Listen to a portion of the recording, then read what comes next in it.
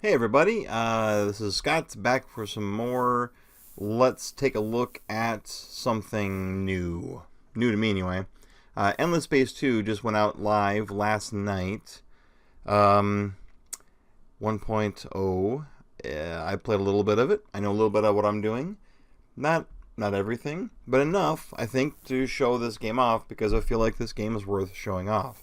A little backstory. I'm not I, I'm not the biggest Endless Space 1 or Endless Legend fan. I'm more of an Age of Wonders 3 guy, as you can know from my channel. But I'm finding that a lot of the problems I've had with the past games, like pacing, for example, have been addressed here. Endless Space 2 feels like a lot more things are going on every turn, which is really important. Endless Legend, I would feel often that I would take like 4 or 5 turns in a row and not do anything besides move my little units around and explore a fairly empty map. Maybe I was doing it wrong, but I didn't. Not much happens in those games, at least for the first 100 turns. So with that idea, let's take a look at a couple things here. Let me pop into options real quick just to show off. There's quite a few things you can tweak. You can even change the interface size if you're so inclined, if you want to be a little bit less intrusive. I'm playing in a 1080 window for the recording, but I find that the 1080 on this resolution here, the 1080 on a 1080 window looks good for resolution size. When I'm playing on a 1440p display, it looks perfect, I think. So, and then you got a bunch of things like the subtitles and little videos. All this stuff should probably be left on originally. Tutorial mode is set to none. I haven't played with this. In fact, if you go into new game, you can do a beginner game. I didn't do this because it's not my first time with the 4X game. But if it is your your first 4X game, this is probably worth checking out. Also, quick start just gets you right into the a brand new game with the same settings you had in the last time you set up a new game. I think that's genius when games do that. So let's there's mods, there's games together, there's the Amplitude website that connects all their games together. So let's just get a new game going. Right, here we go. So there's a bunch of empires, and one of the things about 8. So one of the things about the Endless games is that they have really nice asymmetrical game design. Each of the factions, species in this case, plays very differently and has a lot of different things going on. I have tried the Sophons. They're a lot of fun. They're like a little robotic race of scientists. Their little videos are really funny.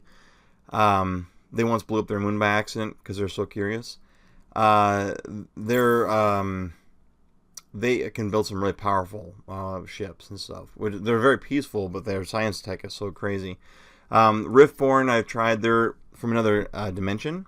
They were inadvertently forced to relocate to this dimension, so they're trying to kind of figure out how things work, and they can their population doesn't grow. You have to build themselves. So that's an interesting twist. So for there's this guy here, Horatio, who is a clone of himself. Like the entire empire is just this guy, Horatio. So there's quite a few things going on here. I've encountered these guys. They're big on trade.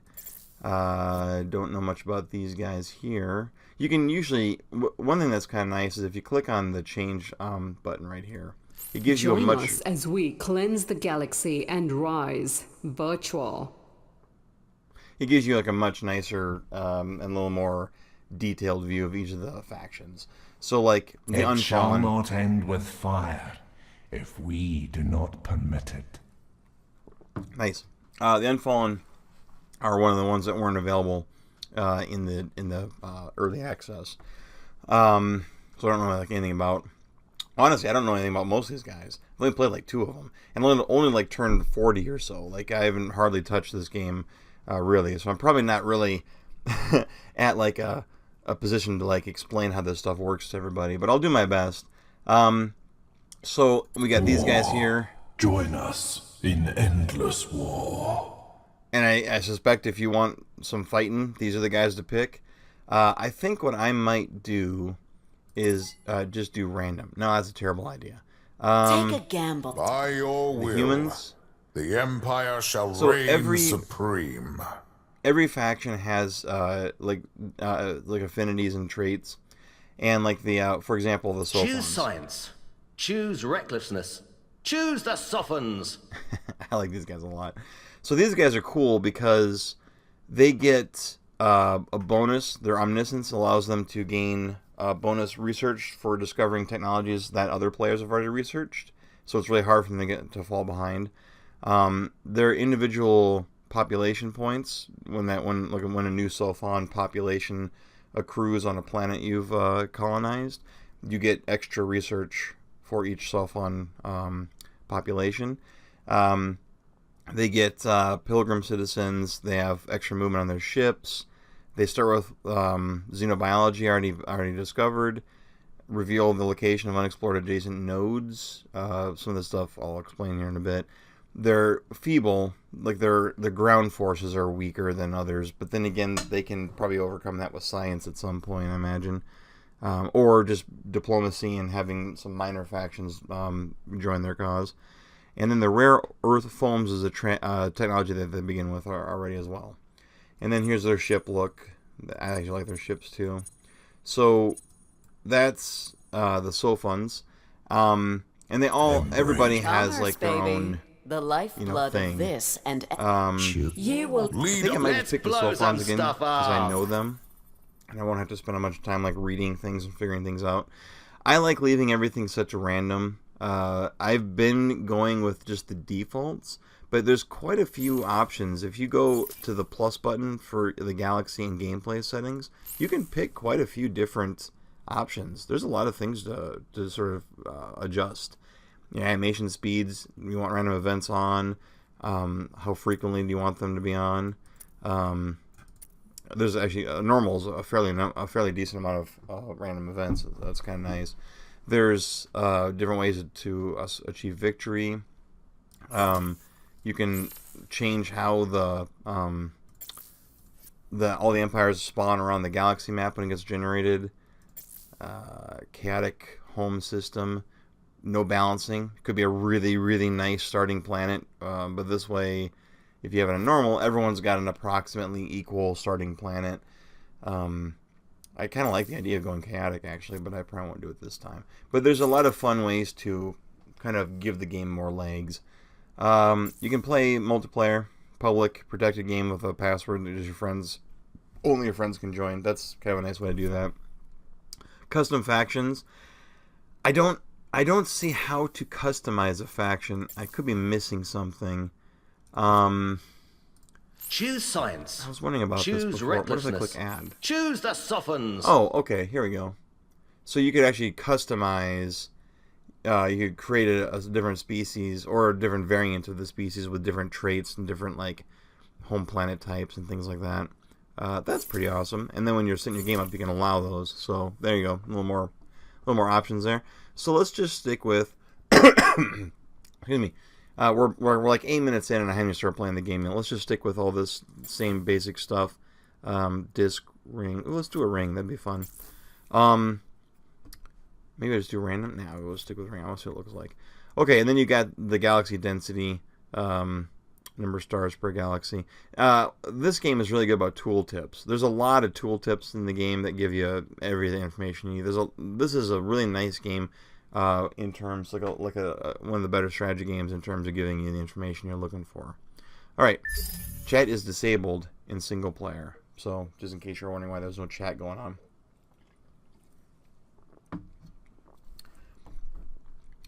All right, it's creating the world.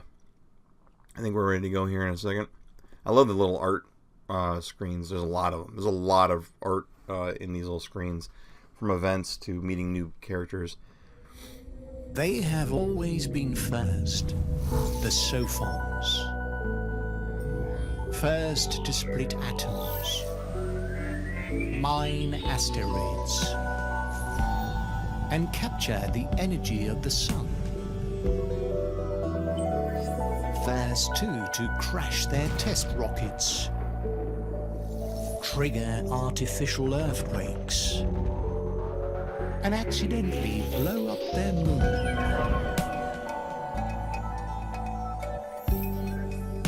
Their great power has given them great irresponsibility.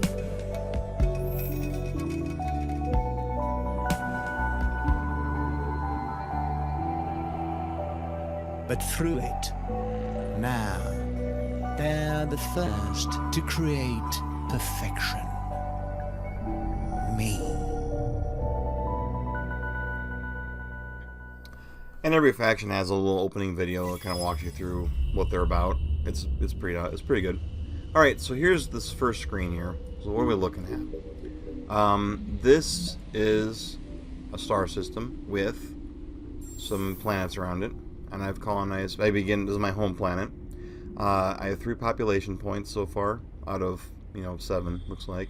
You'll notice these first 2 here are Sophan populations, and like I was mentioning before, they gave me extra research and extra additional research on cold planets, which this is. This is a Pilgrim, which gives +2 research, and if there's an anomaly on this planet, there's not, although there is one on this one over here. I can't colonize that because it's way too hot yet. Then I would get more science. So here's my interface for like this is kind of nice too. In an effort to sort of simplify, isn't really the right word, but I guess abstract how you're governing everything. All these planets comprise the system, the star system. So when I have a build queue here, it's not per planet, it's per system. As if I were to colonize all these other planets, all their numbers, all the stuff they're generating would just add up over here for the system itself, and then contribute to the one building project I can do. So it's a little bit more simplified. It looks complicated. This looks crazy complicated. It's not. There's not a lot going on here, really. Although there is something called dark glitter on this planet. That's pretty cool. Okay, so what we got here is we've got how much dust we're generating, or we have, and then how much we're getting per turn. Dust is kind of like gold or money. Here's how much manpower we have. We need that for like, having a standing army, crewing ships, things like that. Here's how much Empire influence we're using, or we're generating. These are the 3 resources that we basically are generating per turn, and we're trying to maintain like a balance of. Our current research project, the name of the system that we're on. We can rename it by clicking on it. I don't think you can rename... Oh, I thought you couldn't rename your home system, but maybe they changed that. And then you've got how much food the system generates. Not every faction needs food, but I think every faction has a use for food. In this case, it looks like we actually do need food. We're eating it. We don't know what the food is. It's probably not corn. Here we've got industry. This is used to build these things down here. So for example, if I wanted to build a public-private partnership, which will generate 10 extra science per planet, and then 10 additional science on fertile planets, which this one is. So I'll get 20 science from this alone, which is, since I'm generating 35, that's a significant jump in science. It's going to take 9 turns. I keep moving the cursor to point at stuff. It's going to take 9 turns to build, because it's going to cost 280 industry, and I make 34 turns, so 9 turns. So I'll queue that up just while we're doing the rest of the stuff we're talking about. I'm generating this much dust per turn from this system, science, and then influence. And then here you've got the population is going to grow in like 3 turns, it looks like. And it's probably going to be a Sophan, one of these guys here. Actually, if you click on some of the stuff here, you can actually get more details on your population. We'll look at some of the screens later. I really like a lot of the interface in this game. Political sensitivity. This game will feature some interesting concepts with like the different factions. Right now we've got kind of a lot of a new population of the Empire. Okay, so we've got kind of a lot of... We have a faction for each type of gameplay mode, basically. There's a military faction, a science faction, an influence, I can't remember what this is called, ecologist, religious, militarist, a different type of faction. We'll look at some of that stuff here in a bit. It's easy to get sidetracked. So that sort of derides the type of population that's going to be growing. We're more science focused right now at the beginning of the game. Although we do have a weird number of ecology here for just because populations are growing, and they like that. No governor, but I do have a hero. So let's back out of the system and take a look at my starting hero. Unpronounceable name has joined your empire. Nice. So if we inspect him, we can see he's a level 1 dude. He's a Sophon. He's a counselor, which is the kind of hero that you want to just sort of park onto a system and have him just generate bonuses for being an awesome counselor. He has a ship, though. If I put him in a fleet, he would actually have this ship. He'd be piloting. It'd be a pretty awesome ship. You can upgrade it. You can do all kinds of cool stuff with upgrades and stuff. Well, we can look at the ship designer later, but the idea is, like, he's got, looks like, empty ship slots. So I could go ahead and go, let's give him some probes. And let's give him extra warp drive. You can watch over here. You'll watch his speed go up when I do this, because he has an extra drive in his system. And then we'll give him nano repair bots. And then I could be like, I'm going to apply the design. Of course, I can't afford it, but that's actually kind of as easy it is to as that's all there is to like upgrading ships. It's kind of fun. And here's his skill tree. He doesn't have any skill points to spend at level 1, but he can gain things like +1 vision range and movement points on the fleet if he's actually attached to a fleet. But if as a counselor, I'm probably going to more likely do a point here, and then any system he's on gets 10 extra science, and then extra science per level as well. So for now, let's back out, and we're going to. I actually wanted to assign him to the system, the only system I have, and confirm. And now he's governing that system. He'll get experience points every turn just by existing. We'll come back to him at some point. Meanwhile, Masters of science.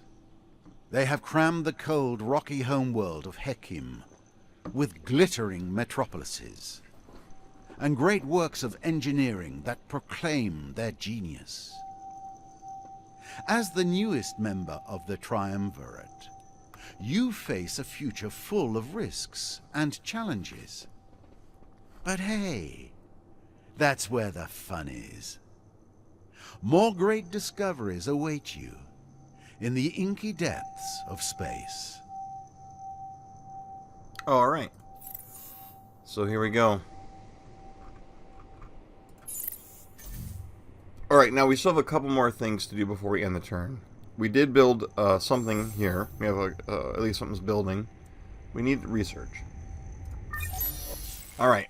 Now there's a lot of things you can research actually, and some of it you'll notice has a little Sophon icon because it's unique to the Sophons. For example, this efficient shielding, which unlocks a Kilo class hull and also a Deca class hull protector, attacker and protector. But also normally you're only allowed to research the early inner tight ring, and then as you unlock these, you gain access to these. But the Sophons have a law at the start of the game, because the science guys are in control of the Senate right now at the beginning of the game, with just a little bit of religious guys coming in here. There is a law here that says you can research technologies from the next stage of technology, and we can actually pass a new law too. Like I could go in here and go, well, let's I also want more manpower, and I want more food as well, or maybe I want the Star Boogie Bill, which gives additional movement points on ships, but it costs. They all have a cost. Well, this one doesn't have an upkeep at all, but this one has a cost of +1 influence per turn, and we're making 7, and I like the idea of my ships, especially my exploring ship early in the game, having 3 extra movement. That's a lot. So we're going to pass that law. There we go. And we're going to back out, and we're going to click on these 2 starting ships. Here they're just abstract because they're not obviously this large. So we've got an Incubator, which is a colony ship. These little concentric rings, or these little tiny pips underneath the system, they sort of give you a bunch of information all at once. See how one of them's kind of pulsing, and all these are pulsing? If I remember right, that means that there's anomalies on these planets. When you first click on a system, you get this kind of cool view of all the planets on the system, which I think is neat. You just click through it. So yeah, there's anomalies on all these planets, and some of them we don't have actually enough science to even like research what those anomalies are. But none, and then one of them is colonizable, because it's got a white pip, and that must be this guy right here, colonizable, because it's a Terran planet. Alright. So I'm tempted to take my incubator.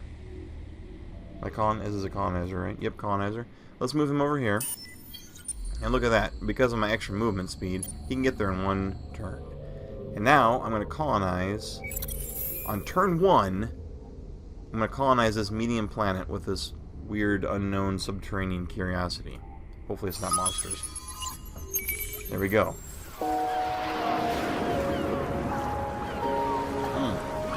It's got titanium and hyperium on deposits. That's pretty awesome. Okay.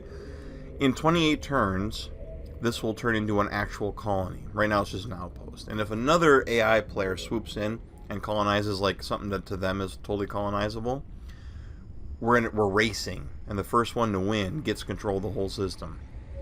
It's pretty aggressive. Okay, so that was good. Alright, now this guy is my exploration ship.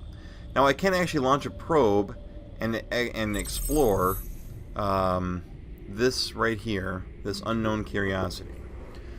But I can't really do much with this curiosity right now because I can't even colonize desert planets. So I think instead of doing that for now, I'd like to actually launch some probes and start exploring on his own. He moves very quickly.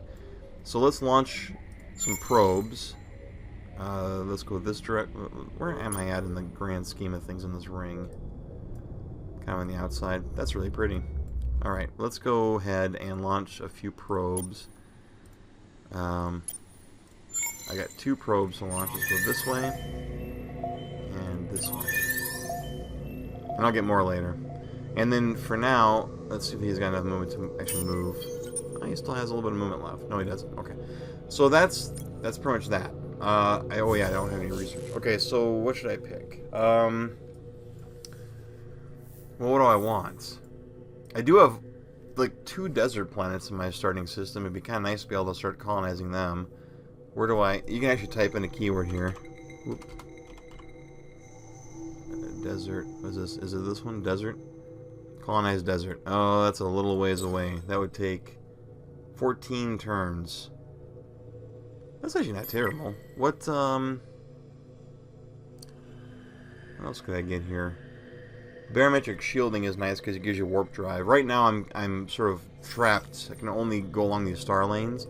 But if you research warp drive, you can actually travel anywhere you want. It just takes a long time. So do I want warp drive? Do I want to be able to colonize desert planets right away? I do want this eventually, but I don't need it like immediately. What would be a better thing? Something I can build on my systems would be kind of nice. Food is always good. Influence is always good, especially since I might run into a minor faction soon and I want to be able to influence them and do things with them. I don't know if I need to worry about military just yet. First turn of the game. Let's make sure these are important because I'm working on an outpost that's got both Hyperium and titanium deposits. I'm going to need to be able to learn the technology to refine and use those. So let's grab these. You'll notice too I've got this omniscience effect. No empire has researched this technology, or one has actually researched this. So this is actually going to be a little bit easier for me to get because one empire already has it. We probably know which one it is too because I can't remember who it is now, but someone does start with this tech, so they're probably in the game world. Okay, so there we go, and that's that, and I think we're okay to end the turn finally.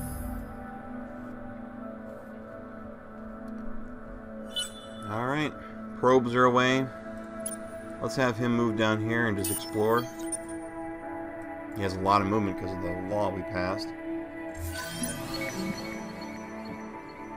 We discovered pilgrims. Alright, so this is a minor faction. And again, I just love the artwork on these pictures is just stunning. So this minor faction is living on one of the planets in the system we just entered. And they are temperate. And they also have anomalous science as a trait. I've encountered the same minor faction in 2 different games, and they've had a different trait. each time. So this is randomized, I think, to some degree. Excuse me.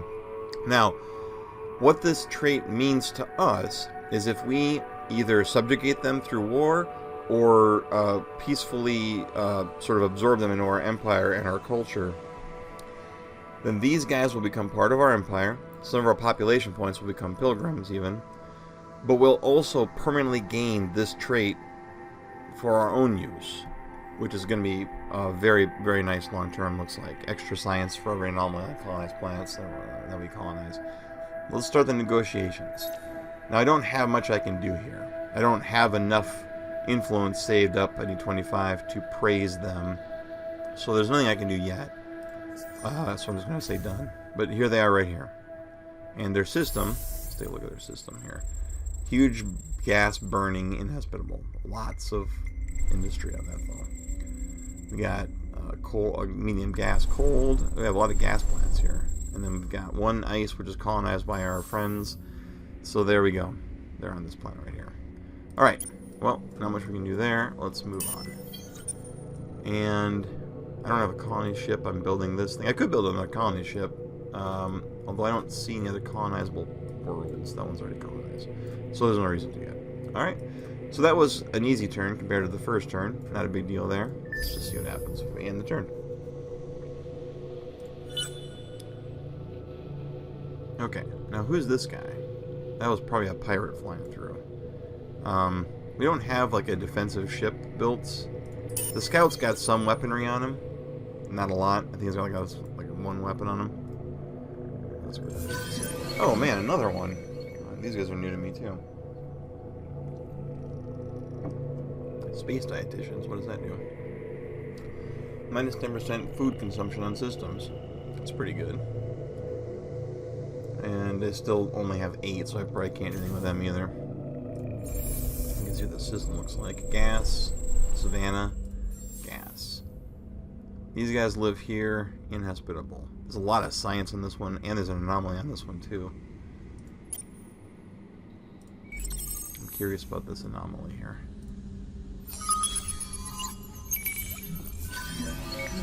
Oh, it's the cash. Extra money. That's not bad. Probably worth a probe. Alright, well, let's just keep pushing out. And what else do we have here? Yep, we're one turn away from getting our metallurgy, which we can't even use yet. But we're gonna want it. It doesn't take too much. Now, they do give you kind of nice suggestions for what you should go after next. Like, I'm looking at the time it takes to research stuff. I don't want to spend 24 turns not getting other tech. But 4 turns I might. What's this? What do they think I should have? More food. I should be able to build sustainable farms and intensive cultivation by learning planetary landscaping, which is probably not a bad way to go. I'm not sure how my food levels look. Or I should be getting N-Way Fusion, which grants impervious bunkers, which is a bonus of extra manpower capacity. And the Chain Gang program is something that your colonies can build, and when they build it, it converts one of their population into 300 more manpower, which is, you know, good, but if you think about what's happening, it's not very charitable. Let's just look at the technology screen, because I kind of want to grab this, and I bet you it won't take too long. Yeah, it's going to take just 3 turns. So let's do that. Technologies within the same branch seem to be more, they get progressively more expensive, is how that works. Okay. There's an anomaly over here. God, I wish I had another. This takes a long time. It's worth building, but man, I could be building like another incubator, or even like another, for 4 turns I could build another scout. Shoot. See, scouts and colony ships are civilian ships, so if I go to fleet designer, I can't create anything yet because I don't have... Oh no, I guess I do. I have a couple of these. I could design like a little attack ship that's not like a scout. Because see, all makes a scout is, I think, the modules on it. Like these probe modules, for example. So if I were to be like, let's give this guy a warp drive, and we want to give him slugs, lasers, beams, or torpedoes. Everything has an effective range and an optimal range. This is long-range weaponry. Let's give this guy that. Yeah. And then what do we got here? Any defensive things? Can he have armor? No, he doesn't have any defensive nodes. So let's give him more speed. Alright, there we go. And then what we do is we give it a name. We can call it like, let's see, what should we call this guy? What do we give him? Torpedoes? Torpedo 1. And then we go, great. And then now, if I were to go into my system, I could create this guy. It'll take 4 turns. This is the total time it takes altogether. 6 more turns, and then when I hit the 10 turns from now, it'll be done with this. So I'm gonna queue up a couple of these. I think it'd be good to have some defensive ships in case pirates are coming out. And let's see here. Technology stage unlocked in economy and trade. Oh, okay, so we've actually unlocked this 3rd row now, just because of the points we've spent so far. We normally would be unlocking the 2nd row because of that law. We actually have access to the 3rd row instead. Alright, let's move this guy up. It's a lot of movement. Discover the planet Sahar. Though Sahar at first appears to be just another dry planet, devoid of anything other than the simplest of life forms, faint geometric patterns that beg to be investigated seem to be etched on its surface. Initial scans indicate that surface ruins do not appear to be related to these patterns. There is clearly a story here of some form of civilization, but nothing remains that can easily be documented from orbit. Only excavation and exploration might potentially reveal what might once have existed. Alright, that's interesting. That's very interesting. How do I... There's Sahara right there. Okay. Huh. Inhospitable. These are all inhospitable. Okay. Well, let's just keep exploring. That'll be a thing that comes up later, I'm sure. Alright. I'm going to put a break right here. We'll call this part 1. And I'll see you here in just a bit.